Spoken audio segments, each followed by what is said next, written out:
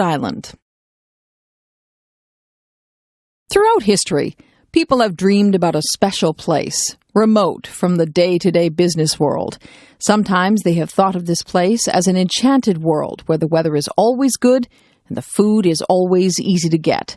Sometimes it has been a hidden valley in the mountains or an island far out to sea. When the Europeans arrived in the South Pacific, they thought that they had found it. Islands such as Tahiti seemed about as perfect as possible. Nowadays, our cities grow larger and larger, and people have to work harder and harder to succeed. Many people would like to escape to a quieter, slower, more peaceful, more attractive environment. When summer holidays come, many people travel to Prince Edward Island in eastern Canada. It has a mild summer climate and hardly ever gets too hot or dry. The fields, trees, and crops stay green all summer. In fact, PEI is famous for the many shades of green on the island. Its soil and dirt roads are red because of iron oxide in the soil, and visitors are never far away from the blue waters of the Gulf of St. Lawrence. In late June and early July, the roadsides are covered with large purple flowers called lupins. The vivid colors of PEI help make the province a photographer's paradise. Prince Edward Island is almost 100 miles long and about 20 miles wide. It is small enough that a tourist can see much of the island in a couple of days, but there are enough interesting things to see and do that most people like to stay longer. One of the chief traditional occupations is fishing. At one time, fishing was an important source of food and income for many islanders. Now the fisheries are in decline. Boat owners find it more profitable to take tourists out to fish than to fish themselves. Lobsters and shellfish are still important to the island, which is famous for its lobster suppers. Tourists can visit many picturesque little fishing villages all around the coastline. Farming is also important. PEI is famous for its potatoes, which are exported all over the world. Dairy farming is also common, and local ice cream is popular with tourists. Apple orchards, grain fields, hay fields, and vegetable gardening are also widely found. During the era of sailing ships, a lot of shipbuilding took place on the island, but as steel hulls replaced wooden hulls, shipbuilding moved to regions where steel was being produced. The full impact of the Industrial Revolution has never hit PEI. Farming, fishing, and tourism have remained the chief industries. There are no large cities on the island, so if young people want to go to the big city, they have to leave PEI. The majority of island people prefer to live in small towns and villages, just as their ancestors did. Since there wasn't much industry on the island, many people did not have a lot of money. As a result, they made do with their old houses, old furniture, and old ways of doing things. This is why visitors to PEI sometimes feel like they are going back in time. Things on the island seem like they are still the way things were in our parents' or grandparents' day. Most of the people who live on the island are descended from British immigrants in the 18th or 19th centuries. The majority of these were from Scotland, and the Scottish heritage remains strong. There are also some Mi'kmaq Indians and some French Canadians or Acadians. The island has generally avoided social and political strife, and this contributes to the peaceful atmosphere. Islanders welcome people from away as tourists. However, some say that to be a true islander, you have to be born on the island. Nonetheless, some tourists have fallen in love with PEI and have gone there to live. A couple of years ago, a bridge was built to connect the island with the mainland. Many opposed this fixed link, saying that it would destroy the special PEI atmosphere. It remains to be seen whether the island will change now that tourists can drive directly onto the rich red soil. It could be a whole lot better. As I was sitting in the reading room at the library, a man got up and left, commenting, "It could be a whole lot better." I wasn't sure whether he was referring to the reading room, the world he was reading about, or something else.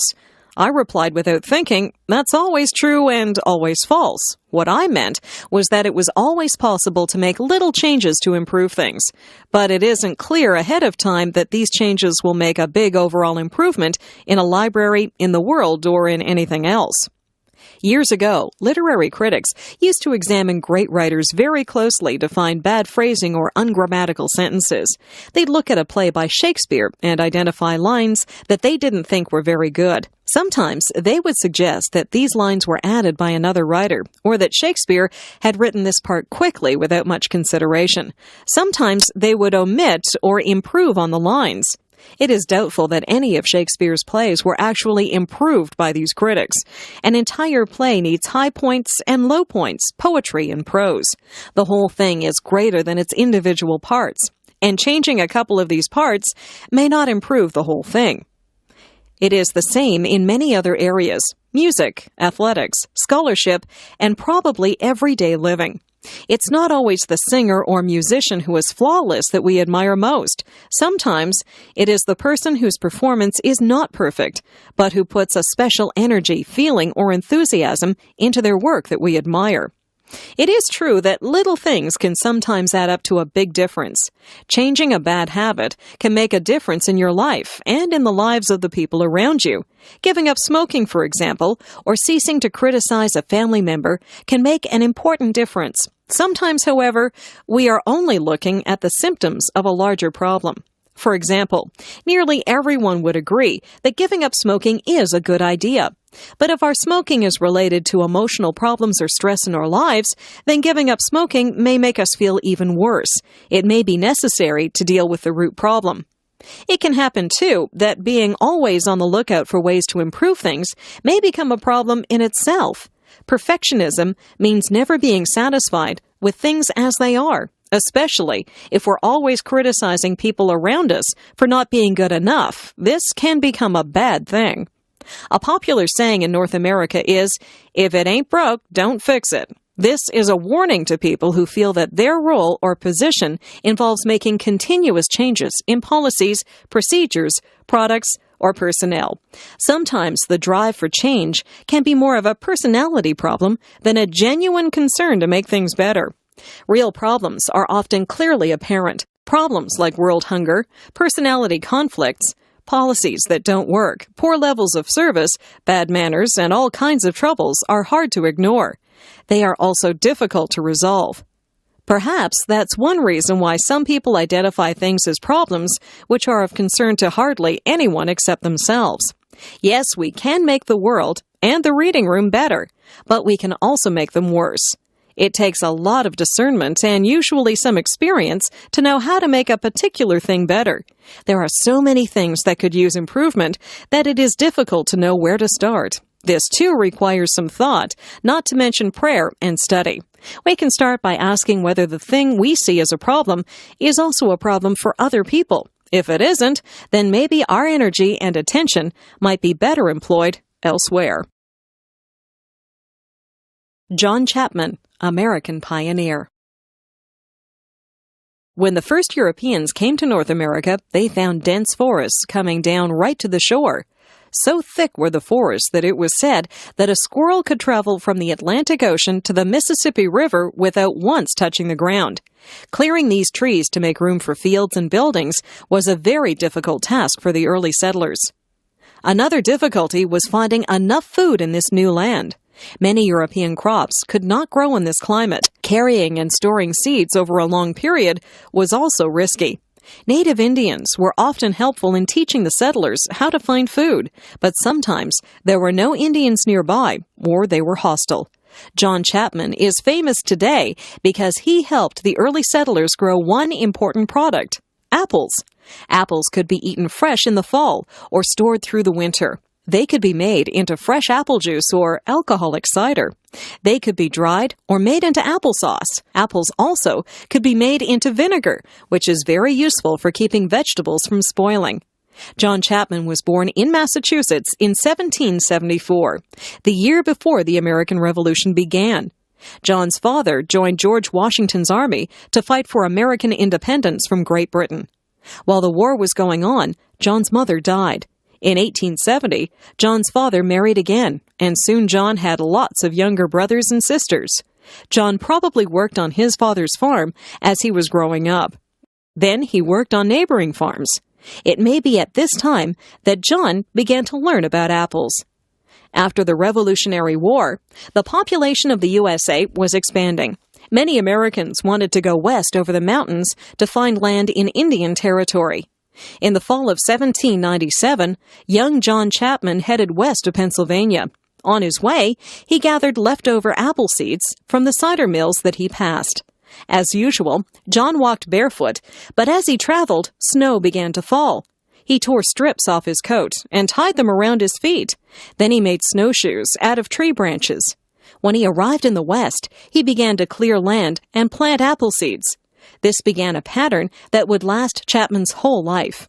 He would travel ahead of the settlers, clear land, and then sell his baby apple trees to the settlers when they arrived. When the area became too settled, Chapman would move further west and start again. Many settlers regarded John Chapman as a strange character. He never bought new clothes, but wore whatever old clothes came his way. But he was always welcome at a settler's cabin. John was good at clearing land, telling stories, and growing apples. He liked children, and children liked him. He was a religious man and would read to the settlers about God and living together peacefully. At this time, there was conflict between the settlers and Indians about land. John managed to be friendly with both groups, but John did warn the settlers if the Indians were planning to attack them. Every fall, John went east to gather more apple seeds. He would then go farther west and find some empty land to plant his seeds. During the warm weather, he tended all his fields of baby apple trees. Once they were properly grown, he sold the seedlings to settlers. When he had earned enough money, he bought land to grow more apple trees. In his own lifetime, he became known as Johnny Appleseed. Legends grew up about him.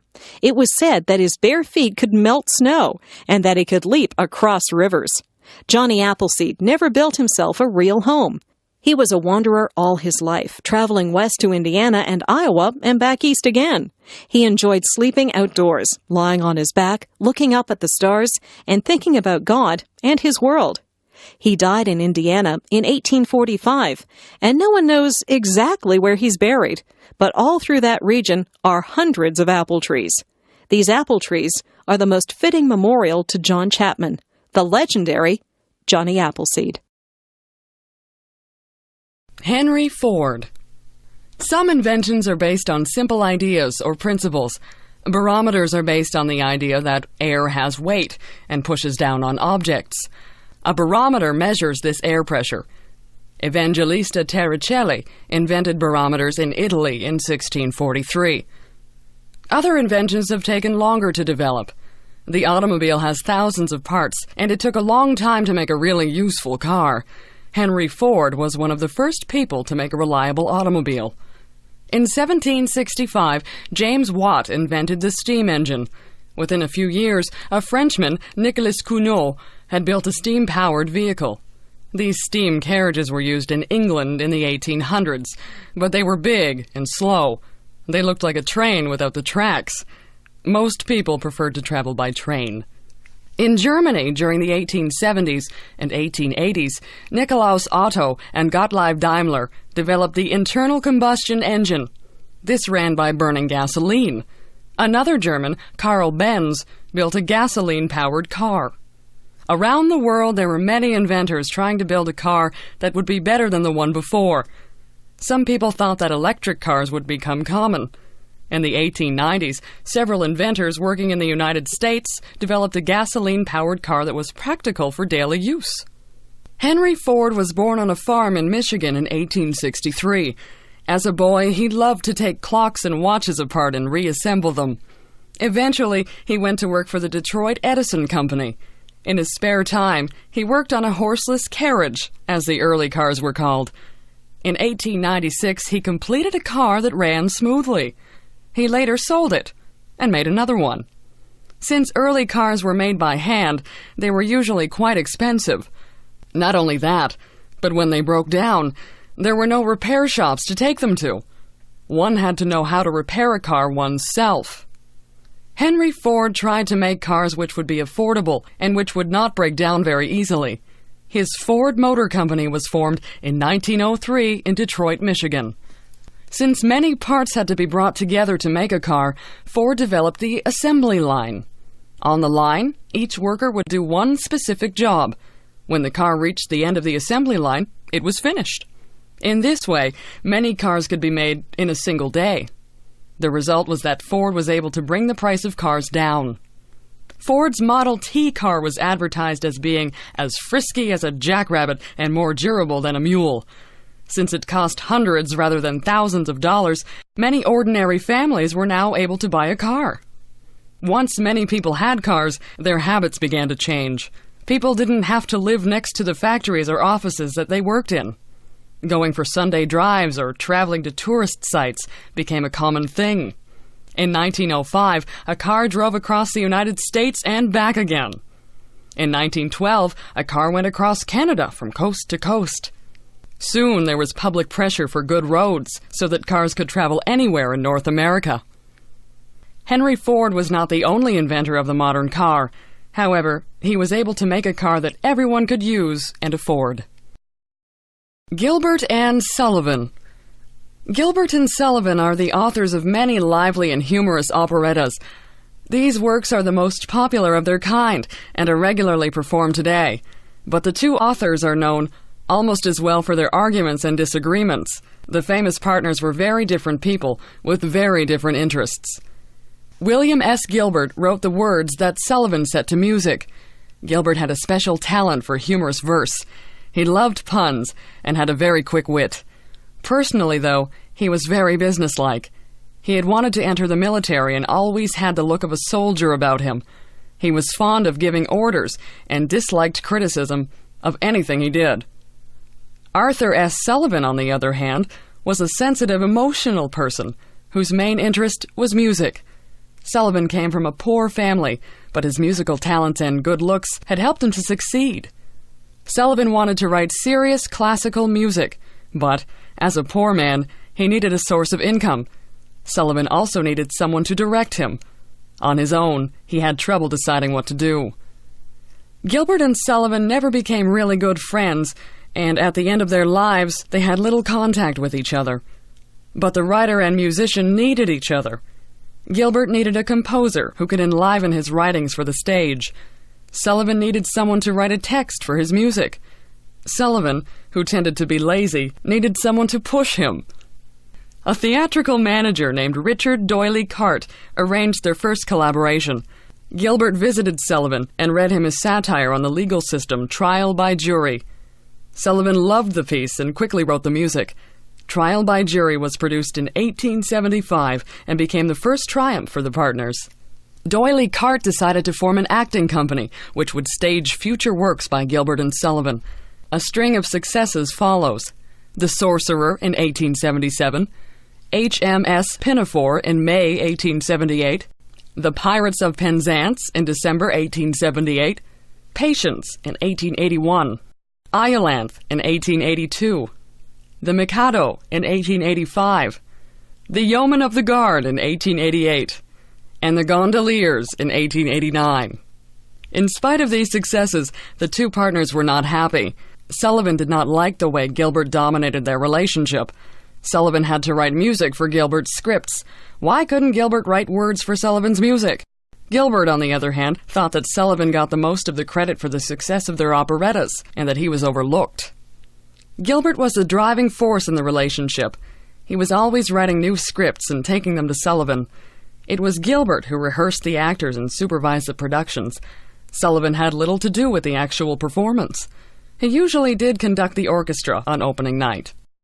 The amazing thing is how these two different people produced such wonderful work.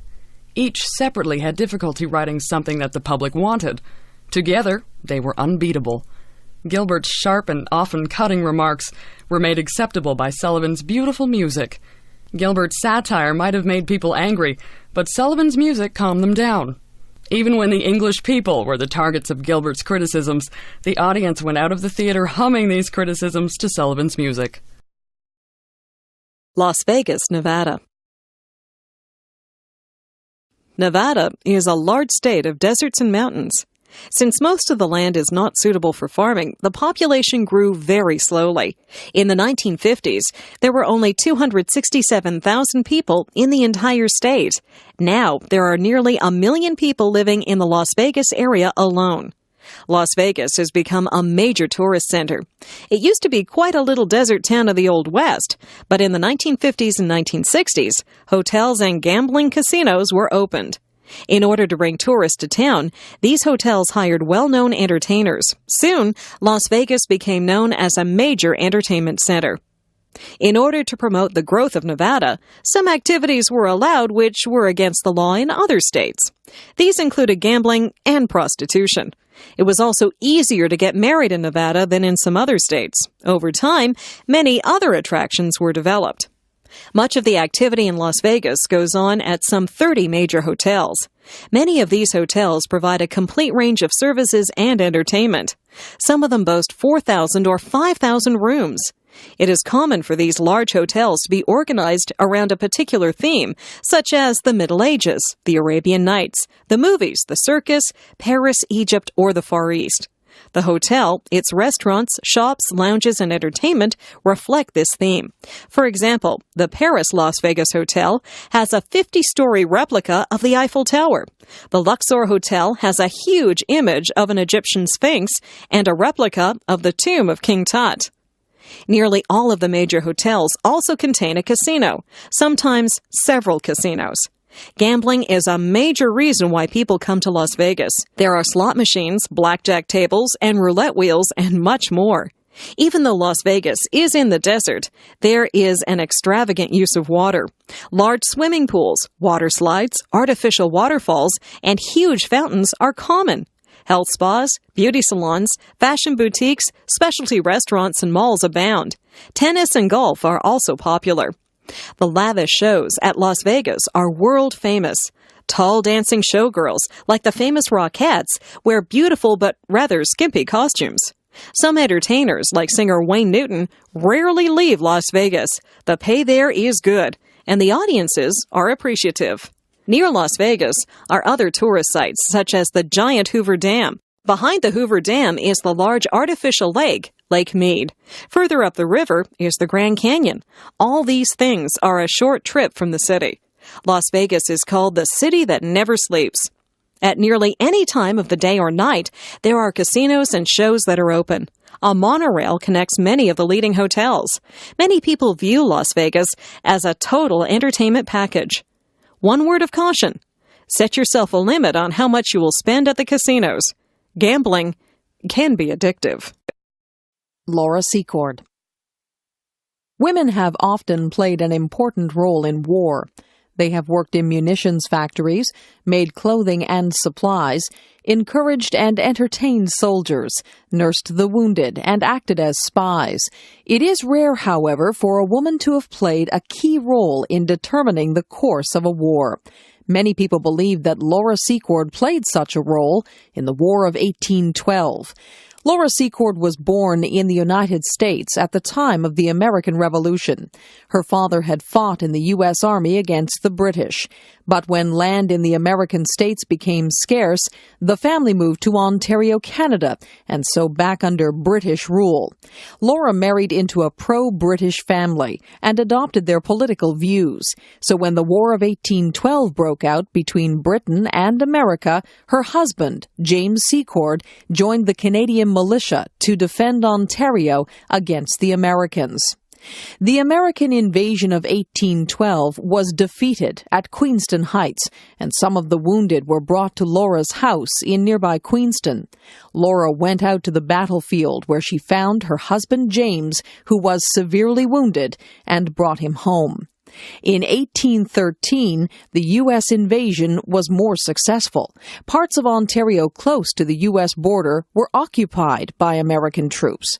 Local families were expected to provide room and board for U.S. officers. It was sometimes possible, therefore, for Canadians to overhear American officers discussing military strategy, either in their homes or in the local tavern. The situation in Ontario looked desperate. In the spring of 1813, the whole province seemed likely to fall into American hands. In June, Laura overheard talk of an American attack on the British outpost at Beaver Dams. Her husband was still suffering from war injuries, and she had to look after him and their children. Nevertheless, she resolved to go to warn the British commander. Possibly, Laura did not intend to walk the whole way herself. She hoped to be able to pass on the news to someone else along the way. First, she would have to make up a story to get past the American sentries. She left Queenston in early morning and walked 19 miles to the neighborhood of Beaver Dams by nightfall. She still had to cross a wide stream and climb up the Niagara Escarpment. There she came upon an encampment of Indians who were assisting the British. Their war cries in the moonlight terrified her, but she insisted on being taken to the British commander. Finally, one of the chiefs escorted her to British headquarters, and she was able to tell Fitzgibbon the American plan of attack. When the Americans arrived in the neighborhood of Beaver Dams, the Indians had prepared an ambush for them. A running fight ensued between the American force of 570 soldiers and 450 Indians supporting the British. At this point, Fitzgibbon arrived with 50 British regulars. Seeing the Americans disorganized and surrounded by the Indians, Fitzgibbon boldly demanded their surrender. By telling the American commander, Botzler, that he was facing huge British and Indian forces, Fitzgibbon induced the American leader to turn over his whole army to the British. Although only small armies were involved at Beaver Dams, the battle had great significance. Afterwards, the Americans stayed behind their walls for the rest of the year. The U.S. government recalled their commander-in-chief. British and Canadian morale increased, and Laura's home in Queenston was restored to British control. Laura Secord's story was little known until 1860. She was an old woman in her 80s when she was presented to the visiting Prince of Wales, later King Edward VII. He awarded a gift of money for her services. Her story then became famous. Today, her home in Queenston, Ontario, is an historical museum and a popular tourist attraction. Hawaii. In the middle of the Pacific Ocean, far from any land, there are the Hawaiian Islands. These islands are the tops of a chain of volcanic mountains. 2 volcanoes on the island of Hawaii are still active. There are 5 larger islands. Kauai is to the west.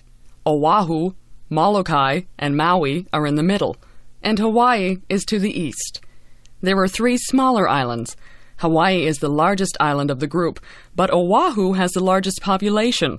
The capital city, Honolulu, is on Oahu. Since the Hawaiian Islands are so far from any land, one might wonder how people arrived there. The answer is that the first Hawaiians were very good sailors. They traveled thousands of miles from other islands in the Pacific in canoes.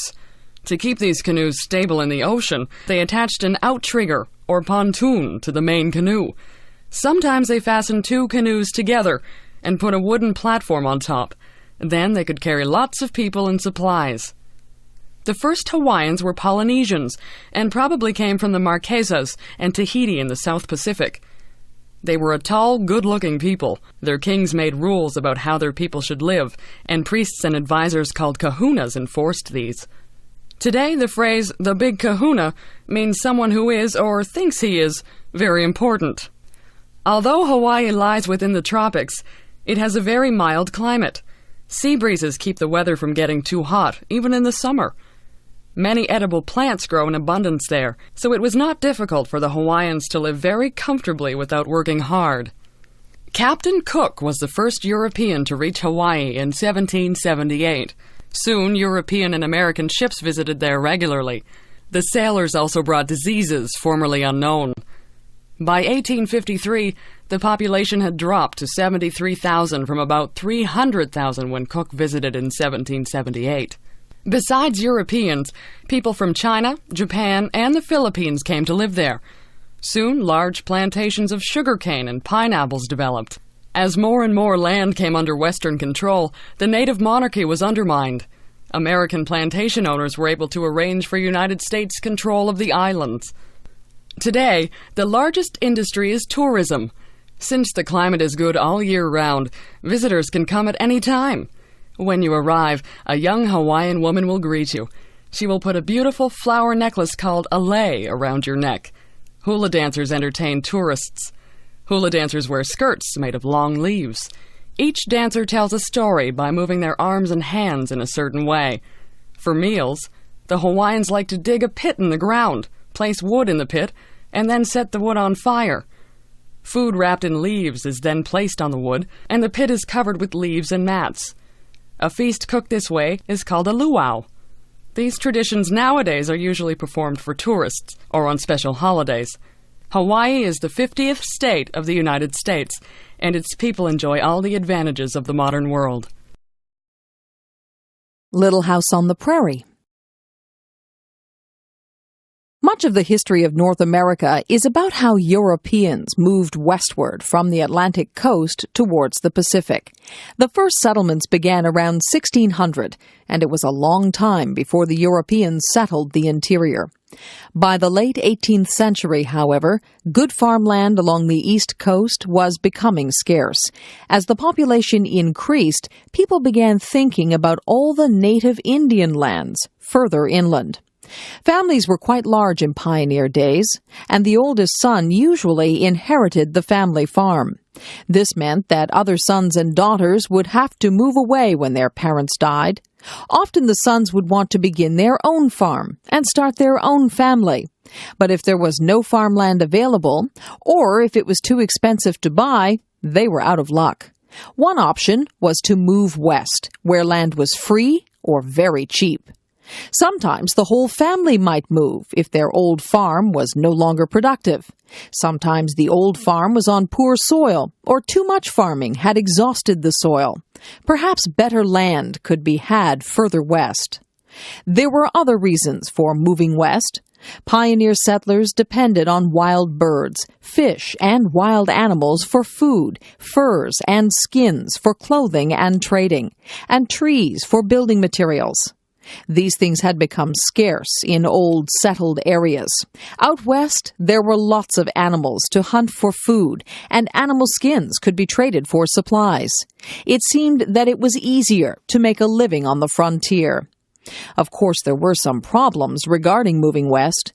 Various American Indian tribes who might fight to defend their land occupied the land. Then the land needed to be cleared of trees and stumps before it could be planted. A log cabin and other buildings had to be built. A well had to be dug, or a spring of water found. Settlers might also suffer because there were no doctors or teachers or stores available. These things, though, often did follow closely behind the first settlers. A series of Little House books, written by Laura Ingalls Wilder, tells the story of her pioneer family. The Ingalls family moved many times while Laura was a little girl. She was born in Wisconsin in 1867. Her family moved next year to Missouri. Then they moved to Kansas in 1869. The Ingalls moved back to Wisconsin in 1871. They moved to Minnesota in 1874. Her family went to Iowa in 1876, then back to Minnesota in 1877.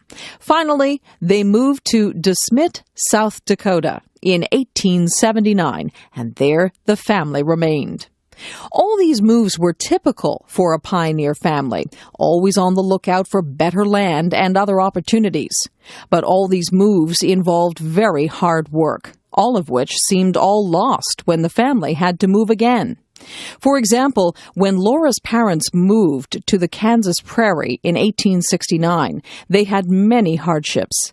The family put all their belongings in a covered wagon, which measured 4 feet by 10 feet.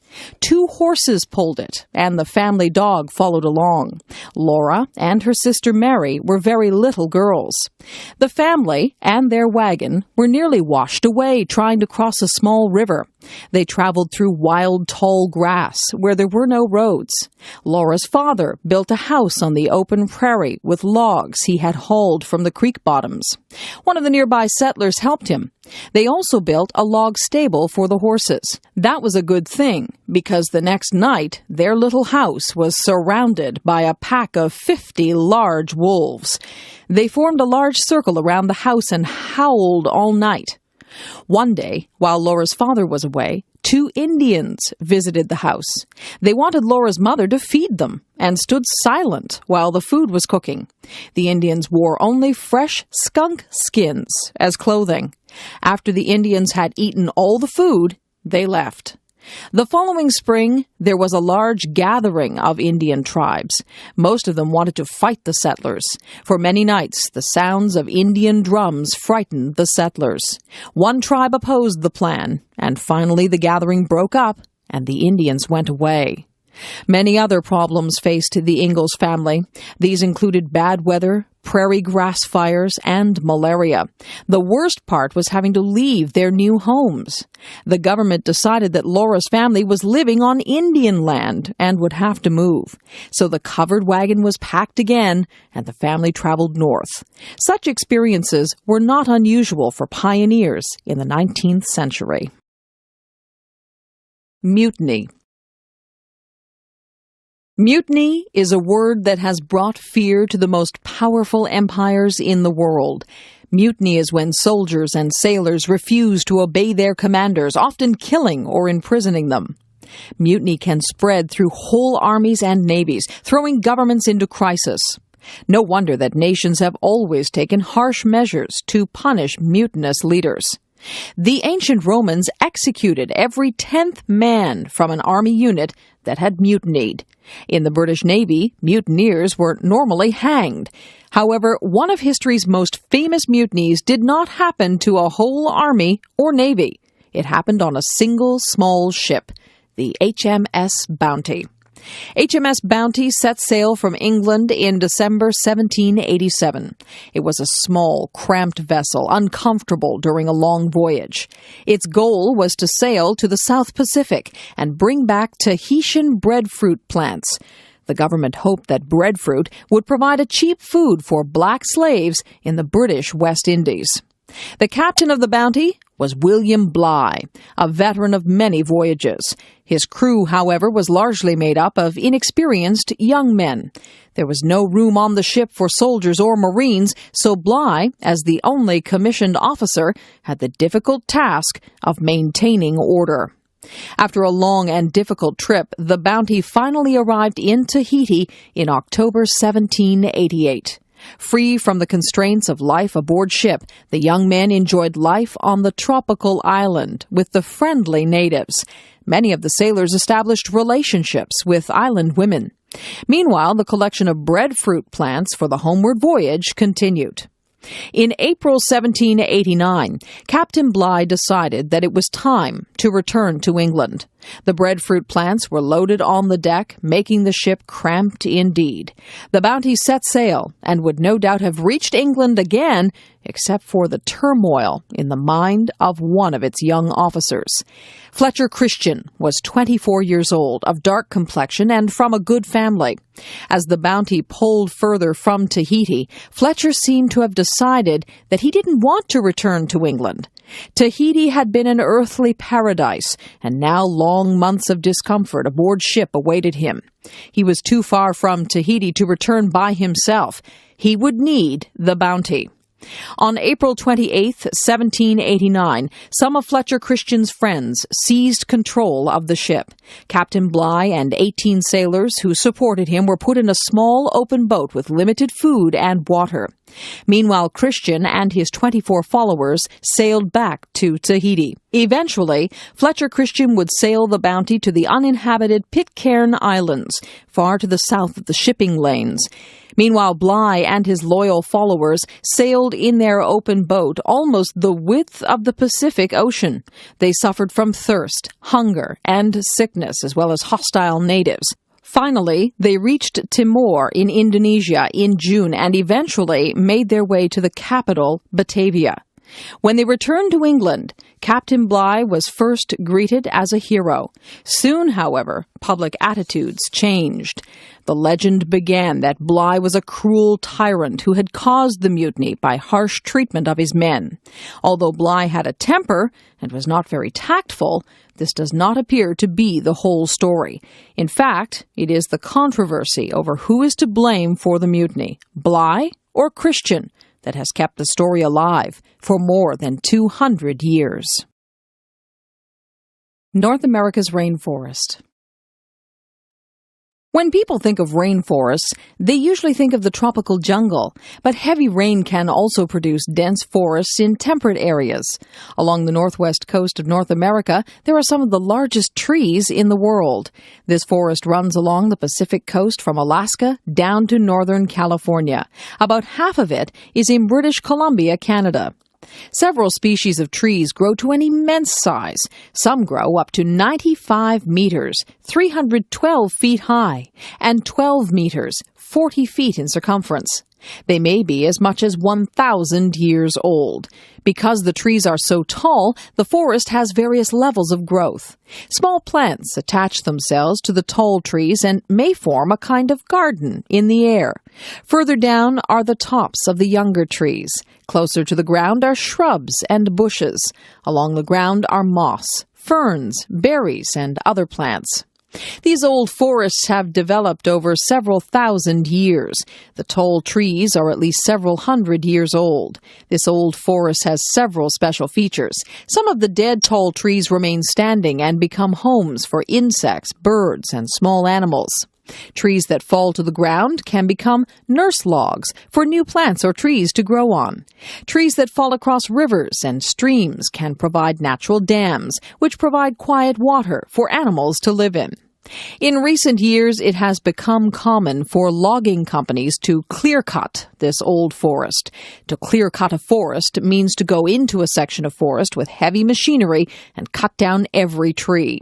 Sometimes these clear-cuts are as large as some European countries. Logging companies are doing this because it is a cheap method of logging. The problem is that when an old forest is cut, it does not grow back again. Even with replanting, companies produce a tree farm, not an old forest. The complexity of an old forest, which grew over thousands of years, is lost forever. The old forest can shelter many kinds of birds, mammals, fish, and plants that a replanted forest cannot. Another issue is that companies are cutting more and more old forests because they haven't done enough replanting. As long as governments have been willing to let companies cut old forests, neither logging companies nor governments have been much motivated to replant the forests. As a result, most of the old forest has been cut down and continues to be cut at a rapid rate. This situation has also worsened because new technology allows more rapid logging. Clear-cut logging results in erosion, which in turn damages the quality of rivers and streams. This causes a decline in the salmon fishery. Animals like grizzly bears, elk, and deer are harmed by the loss of habitat. Likewise, birds that nest in the old forest, such as bald eagles, owls, woodpeckers, and various seabirds, are being threatened.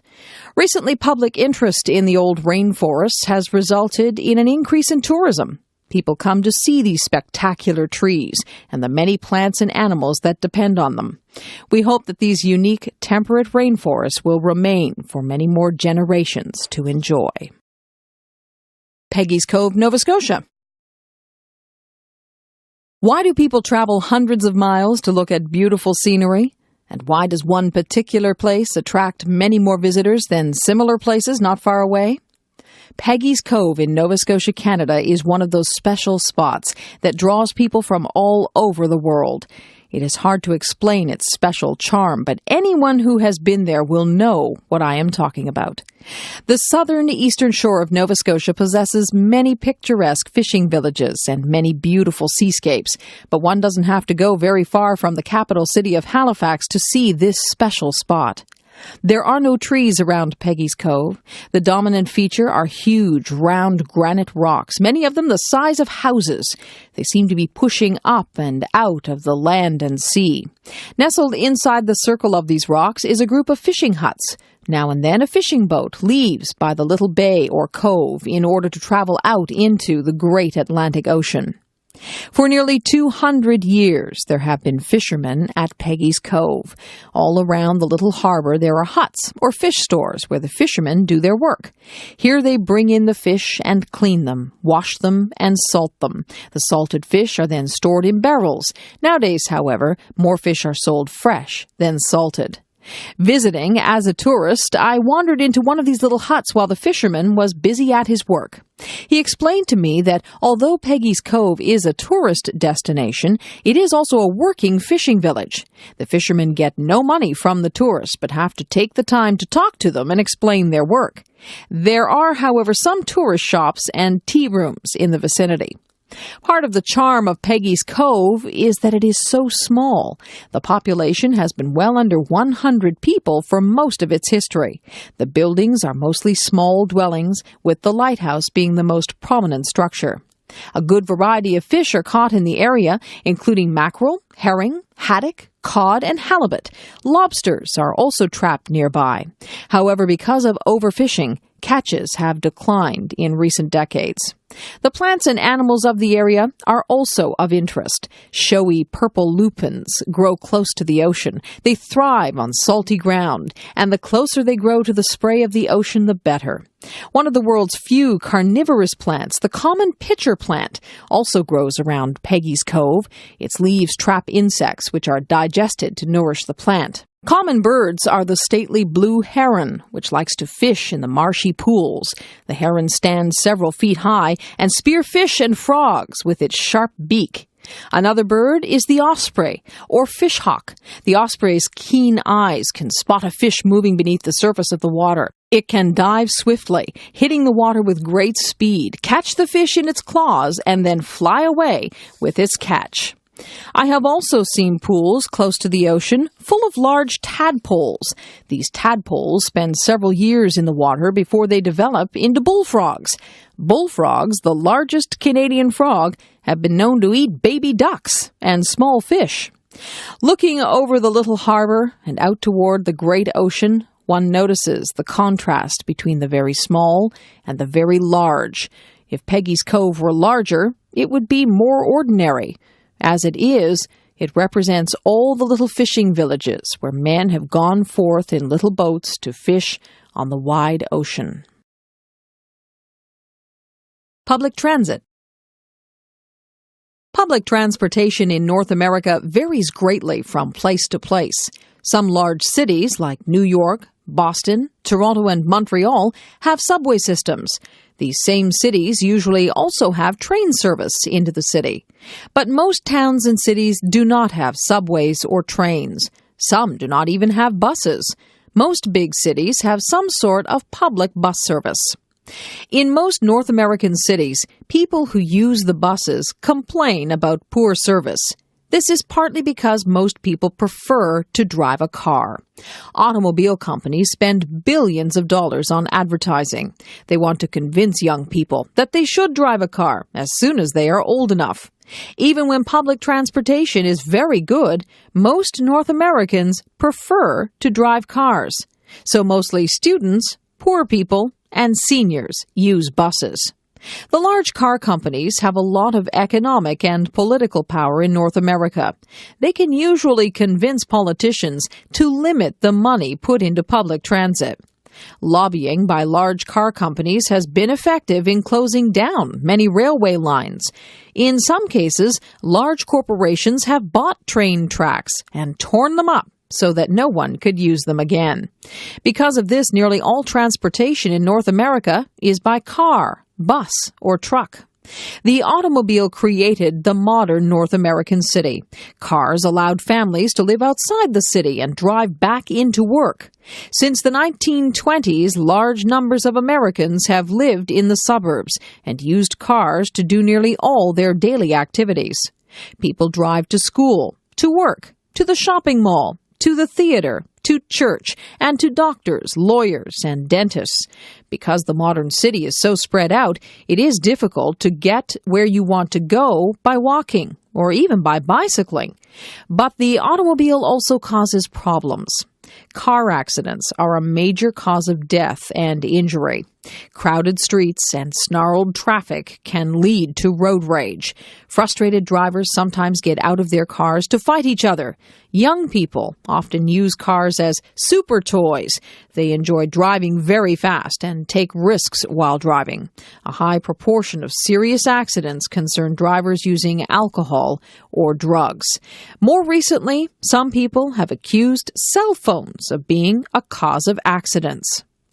About half of the air pollution in North American cities is caused by motor vehicles. The exhaust fumes from cars and trucks are part of this. The other part is that vehicles erode the surface of the highways. Small particles are torn loose from the road and thrown into the air as cars whiz by. Heavy trucks are particularly large contributors to particle pollution.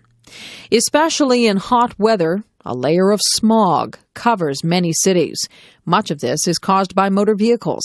Because city roads are often crowded, the result is frequent traffic jams. When cars are moving very slowly, bumper to bumper, it adds to air pollution. Another problem with cars is that not everyone can afford one. The average car costs nearly $20,000 to buy and about $4,000 a year to operate. So cars are also a status symbol. People with cars tend to move out of the city. As a result, downtown areas are usually where the poorer people live. For a long time, many people have said that governments should try to make downtown areas more attractive to live in. This would include improving public transit into and inside the cities. Then some people may move back from the suburbs, and air pollution levels will decline. Right now, the large automobile companies and oil companies oppose these measures. Recently, there have been cuts to public transit in many cities. Whether these cuts continue or whether they get reversed is a big political issue in North America today. Red-haired Anne. The story of Anne Shirley, the red-headed orphan, has been popular around the world for almost a century. The opening chapters of Anne of Green Gables tell how a brother and sister, living together on a farm, have decided to adopt a boy. Matthew Cuthbert is now 60 years old and needs help working the farm. They have sent away to the orphanage, and the boy will be arriving by train. When Matthew goes to the train station with his horse and buggy, there is no boy, only a girl, Anne Shirley. Anne is no ordinary girl. She has a vivid imagination and loves to talk about things that interest her. Matthew, who is shy and quiet, takes an immediate liking to her. When they arrive home, however, his sister Marilla is very upset. She doesn't see what good a girl would be to them. Matthew says, "We might be some good to her." After a while, Marilla begins to feel sorry for the thin little orphan and decides to keep her. But Marilla finds that teaching Anne how to behave properly is quite a challenge. Anne often does things without thinking first, and Marilla has to be vigilant to keep her out of trouble. As time goes by, Anne becomes accepted in the community and doesn't get into as many difficulties. One characteristic of the little orphan is a love of big words. While she lived a life of hard work, Anne liked to imagine beautiful things that she didn't have. This was her way of dealing with unhappiness when she worked as a servant for unkind people. Living at Green Gables makes her happy, but she doesn't lose her love of special words or beautiful things. Anne is also unhappy because she has red hair and freckles. In Anne's day, beautiful women were thought to have light, clear complexions and black hair.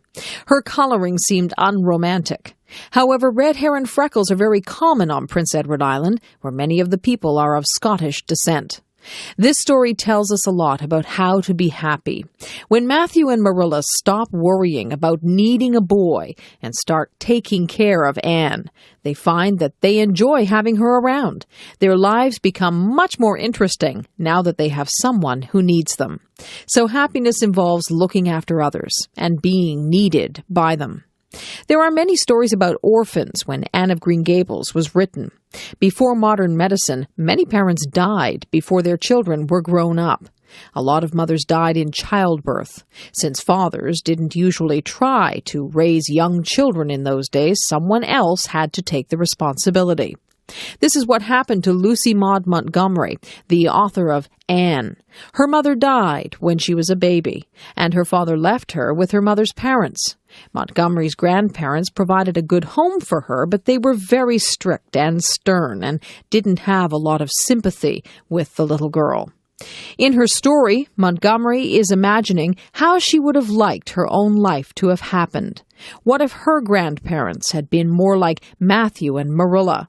What if they had allowed her to do more of the things she wanted to do? Wouldn't she have been happier then? The story shows how young children are hurt by bad treatment from the adults looking after them. Even if the adults don't mean to be unkind, sometimes they say or do things that make children very unhappy. Anne teaches parents and grandparents to encourage their children and help them to be happy and successful.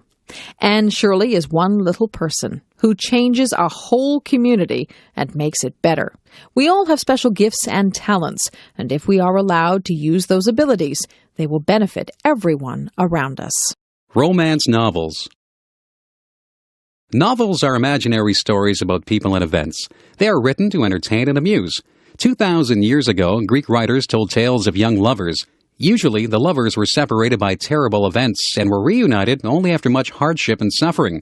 This plot idea is still in use today. The most popular books for women today in North America are romance novels. Many millions are sold every year. This means that romance publishing is big business and very competitive.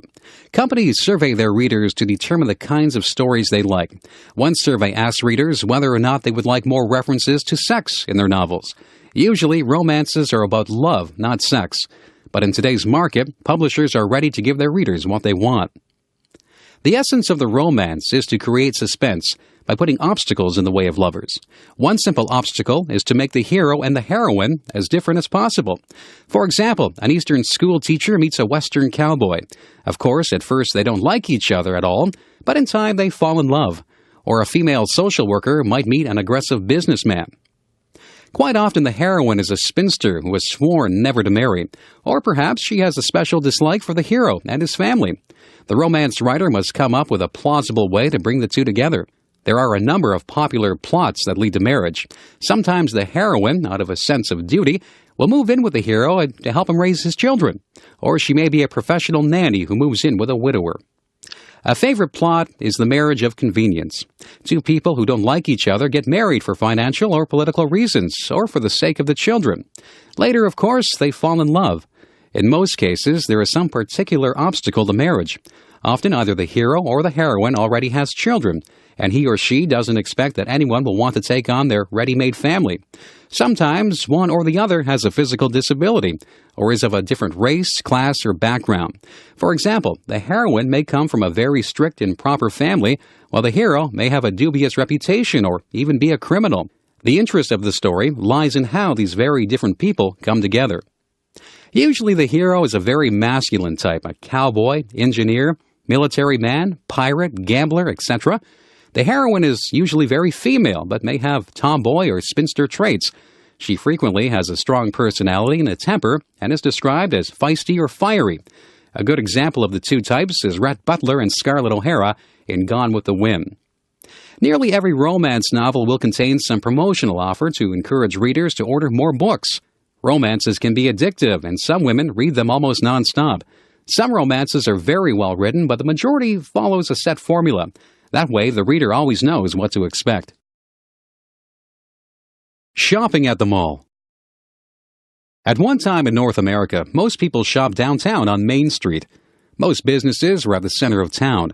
When people started using automobiles, however, they moved away from downtown. In time, most people lived in the suburbs. Eventually, stores and small shopping plazas were built in suburban areas. Still, most of the big stores were downtown. But as more and more cars were on the roads, driving and parking downtown became a problem. There wasn't room for a lot of cars to park downtown. People also didn't want to fight downtown traffic just to go shopping. So in the 1950s and 1960s, there was the beginning of large suburban shopping malls and plazas. Plazas were a row of stores attached to one another. Malls were usually a double row of stores with a roof connecting both rows. This means that shoppers did all their shopping inside. Large department stores and grocery stores were usually part of the mall, but there were many smaller stores as well. When you came to the mall and went inside, many people would get a shopping cart. You can walk along the aisles, putting your purchases in the cart.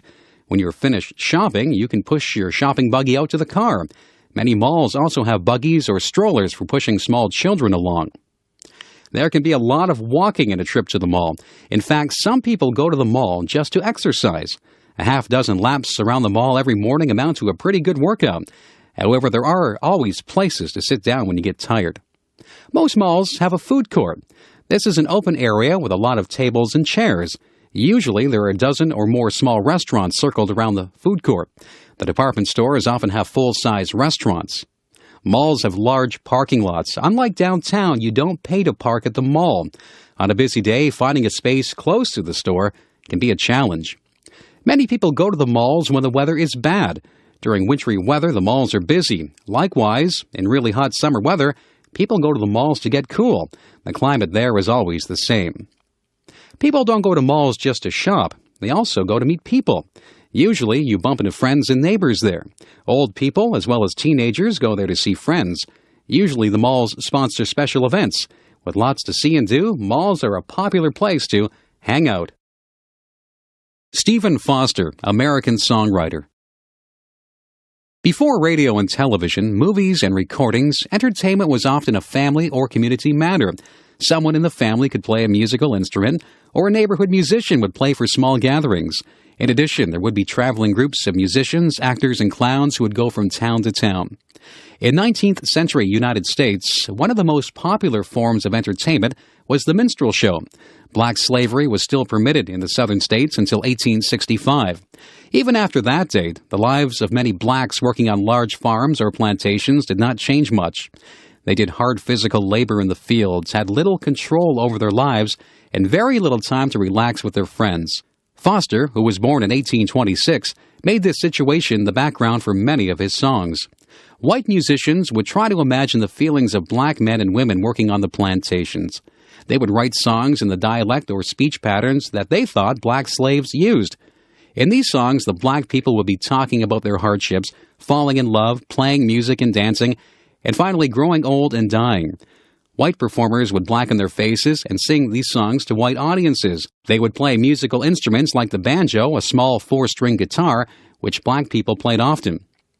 As a small boy, Stephen Foster had sometimes been taken to a black church by his family's black servant, Olivia Pies. Here, he first heard the melodies that inspired his own songs. Only a couple of Foster's songs are based directly on Negro spirituals, but many of his songs have the natural simplicity and emotional power of folk songs. The youngest member of a large family, Foster showed his musical talent at an early age. He played the flute, violin, and piano. Growing up in an energetic business family, Stephen was expected to become a businessman, and for a while he worked as a bookkeeper. All his spare time, however, was spent writing songs. Foster attended minstrel shows and tried to get the performers to sing his songs.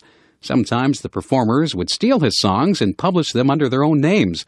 Copyright laws were weak and rarely enforced, so some music publishers would just go ahead and publish a song without paying the songwriter.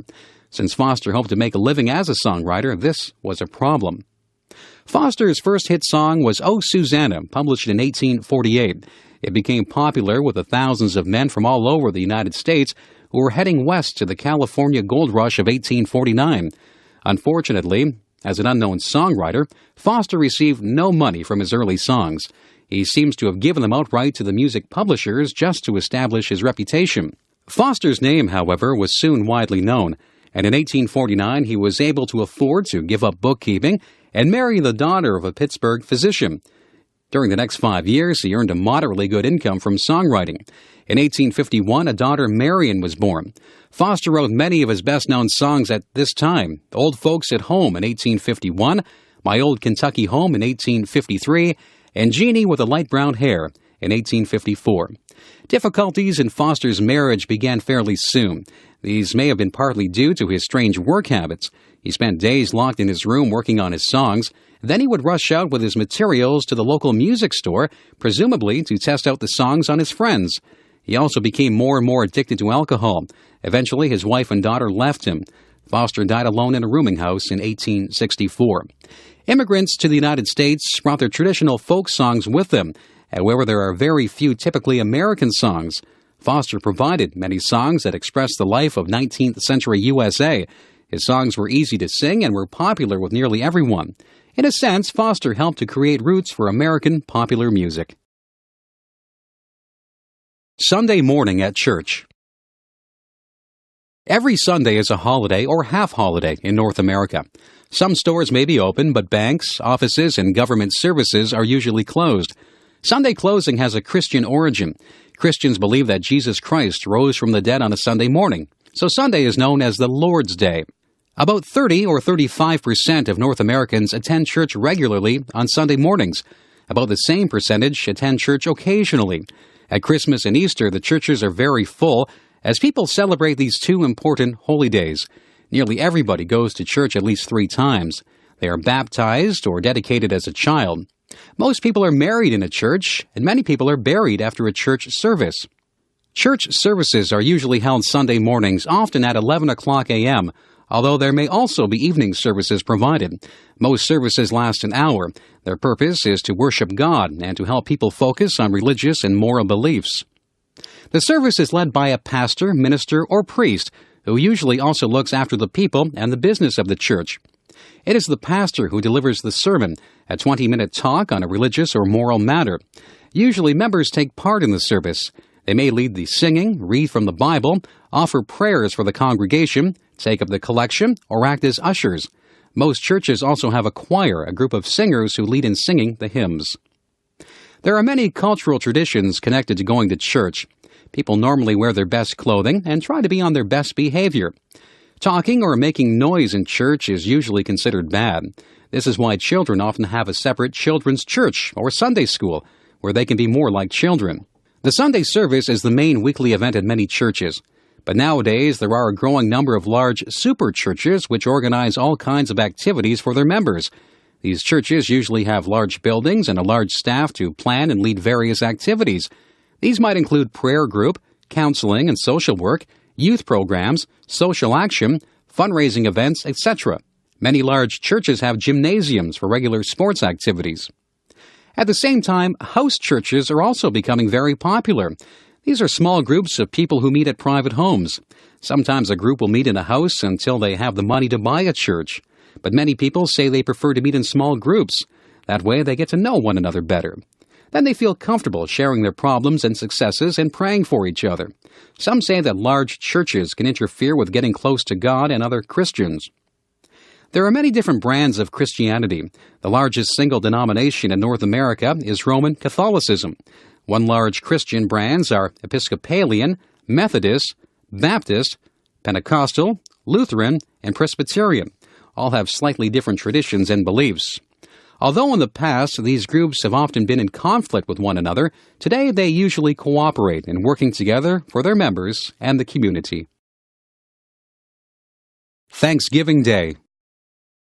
Thanksgiving Day has a special meaning for Americans. Many holidays were brought along from Europe by the early settlers and didn't change very much. But Thanksgiving takes on a special shape in North America. That is because of the Thanksgiving celebrated by the early Pilgrim settlers in Massachusetts in 1621. These early settlers were from England, and they were known as Puritans. This is because they wanted to purify the state religion of England. They felt that the churches were more concerned with politics and customs than God and worship. They were also called pilgrims because they were willing to travel to other countries in order to worship God the way they wanted to. When the English government put some of the pilgrims in jail, the rest left England and went to the Netherlands. In the Netherlands, they could have their own churches. However, it was hard to earn a living there, and at first they didn't know the language. In time, the English king learned where they were and tried to have them arrested, so they thought of another plan. Pilgrim leaders like William Brewster attempted to raise money to start a colony in North America. They would have to borrow money and pay it back later. 30 members of the Pilgrim Church in the Netherlands voted to sail to America with their families. They returned to England and set sail on 2 ships, the Speedwell and the Mayflower. When the Speedwell appeared unable to cross the ocean, both ships returned to England. All who still wanted to sail crowded into the Mayflower and set sail on September 6, 1620. Many of the passengers became sick during the long voyage, and some died. They encountered fierce storms because they were sailing late in the season. After 66 days, they sighted the sandy shoreline of Cape Cod in present-day Massachusetts. There was disagreement between the Pilgrims and others on board ship about what to do. So first they had to agree to a common form of government and elect a governor. Since winter was coming, they decided to stay on the ship till spring. About half of the remaining settlers died during the first winter.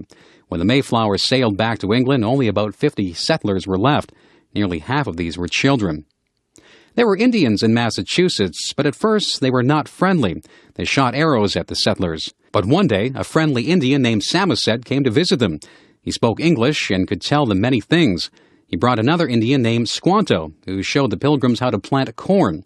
Eventually, their chief, Massasoit, came, and he promised to keep peaceful relations with the settlers. All spring and summer of 1621, the Pilgrims worked hard in the fields. They also finished building houses and barns. In the fall, they were delighted to see that the corn and vegetables had grown well. They decided to have a Thanksgiving feast and invited their Indian friends. On the day of the feast, Chief Massasoit came with 90 Indians. There were turkeys, deer meat, and fish to eat. The feast lasted 3 days. When the food ran low, the Indians went out to shoot more birds and animals. The Pilgrims and Indians competed in races, wrestling, shooting, and other games. The Pilgrims addressed prayers and thanks to God for providing food, shelter, freedom of religion, and friendly Indians in this new land. Ever since 1621, Thanksgiving celebrations include memories of that special occasion. Today, turkeys, cranberries, corn, and squash are usually part of the Thanksgiving meal. In the United States, Thanksgiving Day is a national holiday. It's celebrated every year on the fourth Thursday in November. In Canada, where the harvest is earlier, Thanksgiving is celebrated on the second Monday of October. The celebration always includes giving thanks for the good things that people have received, especially for food and families. Along with this goes the Thanksgiving meal, when so many good things are eaten. The Calgary Stampede. The Wild West, as we know it from Hollywood westerns, did not last a long time. Its height was from about 1865 to 1885, or only 20 years. By 1885, there were railways across the plains, fences had been built around farms, and ranches and lawmen were on the lookout for any troublemakers. Not only that, but by 1885, nearly all the buffalo had been killed, and most of the Indians were on reservations. Still, the Wild West had captured the imagination of the reading public. A former buffalo hunter and Indian scout, Buffalo Bill Cody, decided to take advantage of his fame as a cowboy. In 1883, he organized Buffalo Bill's Wild West Show and toured North America and Europe. Alberta, Canada, had been the last part of the Old West to be settled, but by 1912, ranching was being replaced by farming. The city of Calgary was itself becoming a commercial and industrial center. Old-timers looked back fondly to the old days of cowboys and Indians. In 1908, the Miller Brothers Wild West Show visited Calgary. One of the cowboys, Guy Wiedeck, talked to local businessmen about putting on a rodeo and the Wild West Show. Eventually, 4 Calgary businessmen put up $25,000 each to finance the event. Wiedeck was a good organizer. He advertised all over the U.S. and the Canadian West for cowboys and rodeo riders to come. And with $25,000 in prize money, people came from as far away as Mexico. Wiedeck was able to persuade the Canadian government to let large numbers of Indians leave their reservations to attend. In fact, the Indians were a big part of the program. The main rodeo events were bronco riding, bareback riding, women's bronco riding, steer roping, and bulldogging. These events were based on things that working cowboys actually did. But to make them harder, special bucking horses were brought in. One horse named Cyclone had never been ridden long by anyone. He had thrown 127 riders in a row. Most of the rodeo cowboys came from the United States, from Wyoming, Oregon, Oklahoma, Colorado, and Arizona. But there were also Canadian cowboys and some Canadian Indians competing. Queen Victoria's son, the Duke of Connaught, was the Grand Marshal. Many cowboys rode well, but no one could stay on Cyclone. On the 6th and final day, the grounds were muddy from rain, and the horses kept slipping. Cyclone escaped from his handlers and ran around the track. For his last bronco riding contest, Cyclone's rider would be Tom 3 Persons. 3 Persons was a blood Indian from southern Alberta. When 3 persons got on Cyclone, the horse would rear up and plunge its head down to throw the rider. Cyclone acted as though it would topple over backwards, but 3 persons hung on. Then it hurled itself forward with its head almost touching the ground. After a wild ride of several minutes, Cyclone began to tire. The judges declared Tom 3 Persons the winner of the bucking bronco event. 3 Persons was the only Canadian to win a major event at that first Calgary Stampede in 1912. Today, the Calgary Stampede continues to be the largest rodeo and Wild West show in North America. It has many new events and attractions and still attracts the best rodeo riders from all over North America. The expulsion of the Acadians. The history of the Americas, from their discovery by Columbus till the founding of modern nation-states, has been the struggle among European powers for the largest and richest sections of the continents. In particular, England and France have struggled for control of most of North America. Many tragedies and disasters have marked this conflict, but few have been as heart-rending as the expulsion of the Acadians in 1755. Acadia refers to what are now the maritime provinces of Canada: New Brunswick, Prince Edward Island, and Nova Scotia. In 1605, a French expedition under De Monts and Champlain established an agriculture settlement at Port Royal in present-day Nova Scotia. Although Port Royal and other colonies had very mixed success, there was a gradual increase of French settlement through the 17th century. By 1710, the French or Acadian population had reached 2,100. In 1710, Port Royal fell to the English, and the Treaty of Utrecht in 1713 confirmed British ownership of Nova Scotia and New Brunswick. By this treaty, the Acadians, that is, the French-speaking inhabitants, were allowed to stay or leave the country as they pleased. The majority of inhabitants of Acadia were French and were still being influenced by agents from France and Quebec. This made their loyalty to Britain very doubtful in time of war. Governor Phillips attempted to get the Acadians to swear an oath of allegiance to King George of England, and Phillips was able in 1729 to get the French settlers to agree to a modified oath with the understanding that they would not have to fight against the French and their Indian allies. The Acadians remained neutral during the fighting between Britain and France in 1744 to 45 in Nova Scotia. In 1749, the British established a new capital for Nova Scotia at Halifax and began to bring in English-speaking settlers. Because of threats from the French and Indians, most of these settlers remained close to Halifax. British skirmishes with the French and Indians continued, and a new war between France and England was approaching. Governor Lawrence decided that it was time to settle the Acadian question. He ordered the Acadians either to take an unqualified oath of allegiance to England or to face expulsion from the colony. At that time, in 1755, there were troops and ships from New England in the area, and it seemed like an opportune time to round up the Acadians and ship them out. When the Acadians refused to take the oath which might oblige them to fight against France, the British rounded up 6,000 of the 8,000 Acadians, burned their homes, and shipped them away to British colonies of Virginia, the Carolinas, and as far away as the mouth of the Mississippi River. Several of the transport ships sank, drowning all on board, and the Acadians died from disease and hardship. Since the expulsion order did not come from London, it has been suggested that Governor Lawrence had personal reasons for the expulsion. He may have been greedy for the land and possessions confiscated from the Acadians. Others say there was the genuine fear for the English position in North America and that Lawrence was only protecting the interests of the colony. Acadians still live in maritime Canada today. Almost 2,000 fled into the woods and eluded the roundup. Another 2,000 Acadians later returned from exile to take the oath of allegiance. Many stories were told of their sufferings. One tale relates how on the very day of his wedding, a bridegroom was seized by the British and transported from the colony. His bride wandered for many years through the American colonies trying to find him. At last, when she was old, she found him on his deathbed. The shock of finding him and his death soon caused her death. This is the story of Henry W. Longfellow's poem, Evangeline. The Florida Everglades. Southern Florida stretches south, dividing the Atlantic Ocean from the Gulf of Mexico. Stretching further south is the Florida Keys.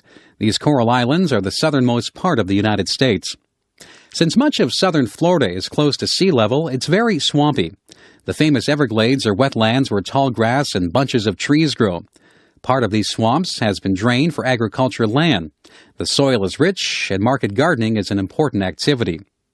The Everglades that remain are too wet to be used for farming. The Everglades are a river of grass. The deeper water areas stay wet all year, but the shallower pools dry up in the dry season. Some of the water has been drained off for agricultural purposes, making the Everglades drier. Nonetheless, the best way to travel in this region is by airboats.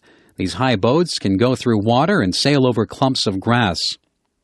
Besides the wet grasslands, southern Florida has smaller areas of tropical forest. These areas of hardwood trees are called hammocks, and they are rich in animal and plant life. Along much of the coast are mangrove trees, which provide important nesting grounds for wild birds. The Florida Keys stretch 200 miles from Miami southwest. These islands are tropical in climate. Fishing and tourism are important industries. Because of its subtropical nature, the animal and plant life of southern Florida differs from other parts of the United States. Characteristic animals are alligators and crocodiles. Alligators prefer fresh water and usually live inland, while crocodiles live in saltwater along the coast. Both animals are considered dangerous. Alligator wrestling is considered a sport for the brave or foolhardy. Probably Florida is the most famous for its birds. At one time, many species were almost extinct. Their long feathers were used on women's hats. Now the law protects them. Florida has at least 6 species of herons, several egrets, wood storks, white ibises, and cormorants. Characteristic Florida birds are the purple gallinule, the aninga, the limpkin, flamingos, and roseate spoonbills. Many of these birds are notable for their size, coloring, and interesting habits. Notable animals include the key deer, a miniature form of the white-tailed deer. There are also panthers or cougars, bobcats, marsh rabbits, mangrove squirrels, round-tailed muskrats, and the manatee. Naturally, the Everglades are home to many reptiles. Snakes are common, both water snakes and land species. There are 4 poisonous varieties. Both land and sea turtles abound, and lizards are fairly common. Fishing is a major industry. Sports fishermen go to sea in search of trophies such as marlin, sailfish, and tarpon. Smaller fish are caught commercially. Freshwater sport fish include bass and gar. After many decades of work to protect the animals and plants of the Everglades, the region finally became a national park in 1947. It is the 3rd largest park in the USA and covers 1.5 million acres. Within the park live 300 kinds of birds, 30 kinds of mammals, 65 kinds of reptiles and amphibians, and nearly 1,000 species of flowering plants. Of course, it is a major tourist attraction.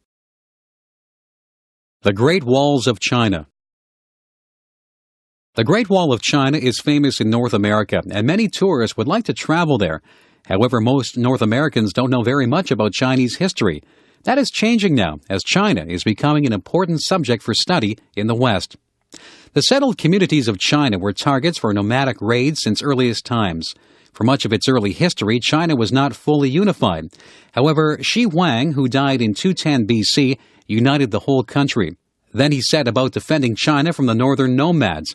It seems likely there have been defensive walls in the north before. However, Shi Huang had a wall constructed across the entire north of China. This defensive wall extended for almost 2,000 miles and had 25,000 towers. Such walls were very expensive to build. They also required huge numbers of men to construct them and later to defend them. Even so, the Great Wall did not stop nomadic invasions altogether. Not long after Shi Huang's death, a tribe called the Huns crossed the wall. The Emperor Hu Ti, who expanded Chinese power beyond the wall, defeated them. Centuries later, the Mongols to the north of China were united under Genghis Khan.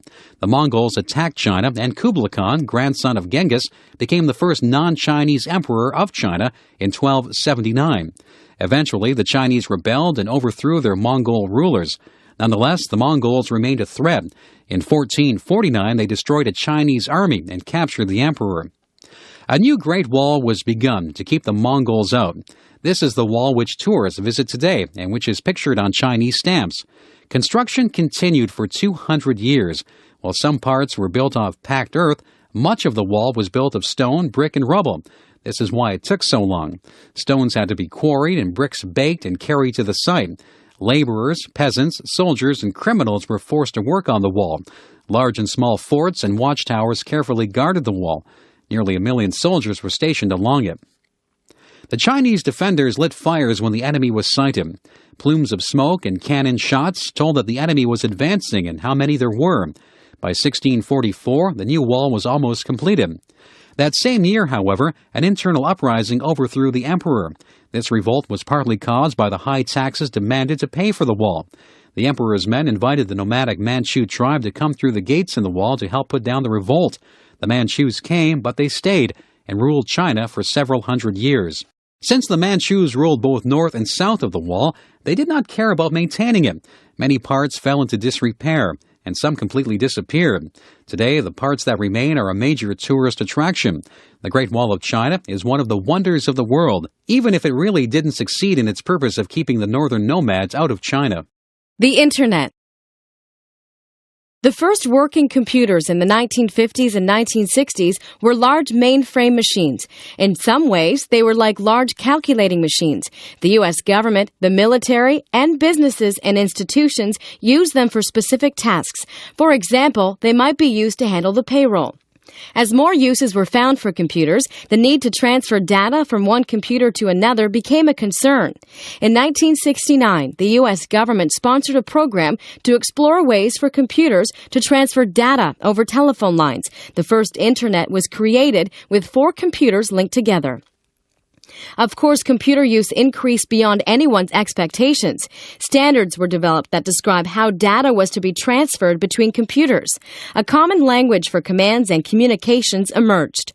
Operating programs such as MS-DOS, Unix, Macintosh, and Windows came into existence. The Internet quickly expanded beyond government and military uses. The PC became the standard form of computer. Private agencies acted as hosts for Internet usage. Around 1982, there were 213 hosts. By 1986, there were 2,300. Today, there are millions. The role of computers expanded so quickly that the USSR, which had discouraged computer use, found itself left behind by the USA. Part of the reason for the collapse of the Soviet Union in 1989 was that they had fallen too far behind the United States in high-tech areas to ever catch up. One of the most popular uses of the computer is electronic mail or email. You can send a letter by computer over the Internet to anywhere in the world in seconds or less, and it doesn't cost anything extra. Now data can be transferred great distances almost instantaneously. Another major Internet use is the World Wide Web. In the early days, all web pages were text-only. In the 1990s, it became possible to make web pages interactive and multimedia. Interactive means that readers could click on items on the web page and get more information. They could also communicate directly with the web page owner. Multimedia means that web pages were no longer text-only. They could also have graphics, film, video, and audio. This has helped to turn computers into popular entertainment. Nowadays, people spend hours every day surfing the net. However, there are some problems. For some people, computers are addictive. Many businesses are trying to control employees using the net during working hours. Since the Internet includes just about every kind of information, not all of it is good. You can find directions on how to become a criminal or a terrorist. There are scam artists who want to cheat you out of money. There are also aggressive pornography salesmen, not to mention people who want to kill your computer with viruses. Since the Internet is not closely regulated, it's up to individual users to follow computer etiquette. Parents need to supervise their children's use of the net. Although the Internet has some disadvantages, many people see the net as one of the greatest inventions of modern times.